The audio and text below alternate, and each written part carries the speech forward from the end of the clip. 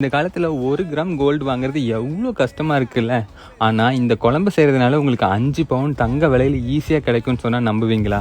ஆமாங்க, இந்த குழம்பை மட்டும் நீங்கள் செஞ்சு கொடுத்துட்டிங்கன்னா உங்கள் பார்ட்னருக்கு மதியம் சாப்பிட்டுட்டு ஈவினிங் வரப்போ உங்கள் கைக்கு 5 பவுன் விலையிலே வாங்கிட்டு வந்து தந்துடுவாங்கன்னா பாருங்களேன். அந்த அளவுக்கு ருசியான ஒரு பருப்பு உருண்டை குழம்பு செய்ய போகிறோம். எங்கள் அம்மா வீட்டில் செஞ்சு தருவாங்க. டேஸ்ட் அல்டிமேட்டாக அவ்வளோ ருசியாக இருக்குன்னு நான் சொல்லி வீடியோ போட்டாலும் நீங்கள் நம்புவீங்க. ஆனால் எங்கள் அம்மா டைரெக்டாக கமெண்ட் பண்ணிடுவாங்க, நான் செஞ்சு கொடுத்ததே இல்லையே, இது எனக்கு செய்யவும் தெரியாதுன்னு சொல்லிட்டு. அப்புறமா என்னோடய கண்டென்ட் ஃபேக்குன்னு லீக் ஆயிரும்ல. அதனால் இது என் ஃப்ரெண்ட்ஸ் லஞ்ச் பாக்ஸில் தான் நான் நிறைய சாப்பிட்ருக்கேன். அவங்க அம்மா கிட்ட கேட்டுட்டு தான் இந்த குழம்பு செஞ்சேன். ஃபஸ்ட் டைம் இல்லைங்க, இது 3வது டைம் செய்கிறேன். அவ்வளோ ருசியாக இருக்கும். ஒரு தட்டு சோறு இல்லைங்க, 3 தட்டு சோறு ஈஸியாக காலியாயிரும். பருப்பு உருண்டை குழம்புக்கு 5 மணி நேரம் ஊற வச்ச கடலைப்பருப்பு, கூடவே 3 வரமிளகா, கருவேப்பிலை, 2 சின்ன பல்லு தேங்காய், சீரகம், பெருங்காயம் எல்லாம் சேர்த்து நல்லா கொரன்னு அரைச்சி எடுத்து வச்சுக்கோங்க.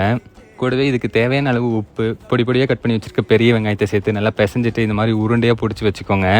உருட்டுறப்போ நல்லா அழுத்தம் கொடுத்து உருட்டிடாதீங்க, லைட்டாக உருட்டுங்க, அப்போ தான் சாஃப்டாக இருக்கும். இப்போது அடுப்பில் வடை சட்டி வச்சுட்டு கொஞ்சமாக எண்ணெய், வெந்தயம், வெள்ளைப்பூண்டு, சின்ன வெங்காயம், கருவேப்பிலை எல்லாம் சேர்த்து நல்லா வதக்குங்க. இது கூடவே 2 தக்காளி, ஒரு 5-6 சின்ன வெங்காயத்தை பேஸ்ட்டாக அரைச்சி இது கூட சேர்த்துக்கோங்க. இப்போது 1.5 ஸ்பூன் குழம்பு மிளகாத்தூள், 1/2 ஸ்பூன் வெறும் மிளகாத்தூள், 1/2 ஸ்பூன் மல்லித்தூள் சேர்த்து நல்லா வதக்குங்க. தேவையான அளவு தண்ணி சேர்த்து நல்லா கொதிக்க விடுங்க. இது கூடவே ஒரு சின்ன நெல்லிக்காய் சைஸ் ஊற வச்ச புளியை கரைச்சி இது கூட சேர்த்துக்கோங்க. இது நல்லா கொதிச்சு எண்ணெய் பிரிஞ்சு வந்தோடனே நம்ம உருட்டி வச்சிருக்க உருண்டையை உள்ளே இறக்கிடுங்க. அடுப்பு லோ ஃப்ளேமில் வச்சு இந்த 3 4 நிமிஷம் வேக விடுங்க.